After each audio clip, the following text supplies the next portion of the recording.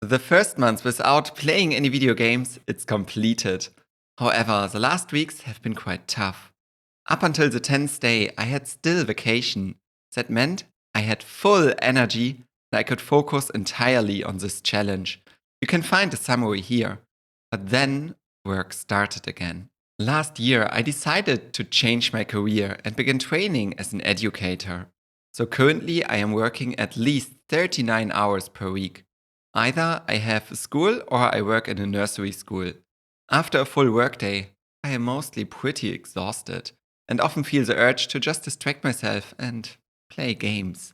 On top of that, there are many personal tasks like internship applications, tax declaration, issues with my wife's visa to Germany, or a broken car, which also cause a certain mental burden. So I was exhausted and had a lot of unpleasant things to deal with. In such moments, gaming was always a perfect solution to escape from these issues and avoid problems. Naturally, my treacherous brain took advantage of this, and repeatedly I felt the urge to play a game. Fortunately, I managed to resist the urge quite well, but I regularly caught myself watching clips from already seen series, binge watching the entire series of Arcane, and spent a lot of time in various forums or YouTube. Thus, my personal productivity, it declined significantly. The last weeks were indeed challenging, but they taught me a lot as well. The first 10 days were really quite easy for me. At that time, though, I felt very good both emotionally and in terms of energy.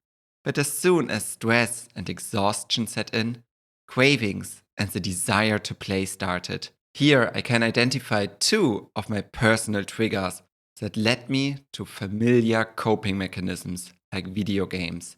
Once I finished the text declaration, a small weight was lifted off my shoulders. And the craving also decreased a little bit.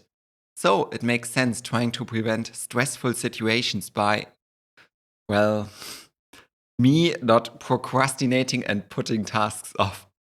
Anyway, the entire situation shows how important it is to find healthy ways to deal with stress and exhaustion. Additionally, over the last weeks, I've gained a lot of confidence regarding video games.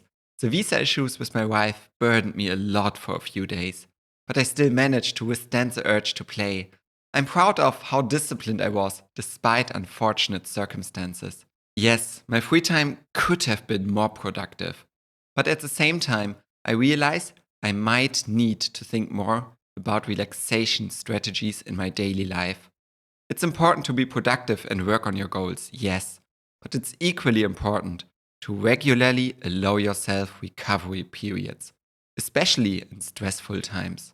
It is also interesting to observe how these negative feelings, such as stress, exhaustion, and frustration, have generally affected me. I suddenly felt unmotivated. I had no more interest to express my creativity or to learn new things. It can quickly happen that you focus too much on the negative things and feelings, which cause you to fall into a rut. I am glad that my daily gratitude journal already helps me to become more aware of these positive things, but I still see a lot of potential to develop a generally more positive mindset. It's really exciting what I learn about myself as I reflect on this challenge. So much for the first month. Let's dive into the second.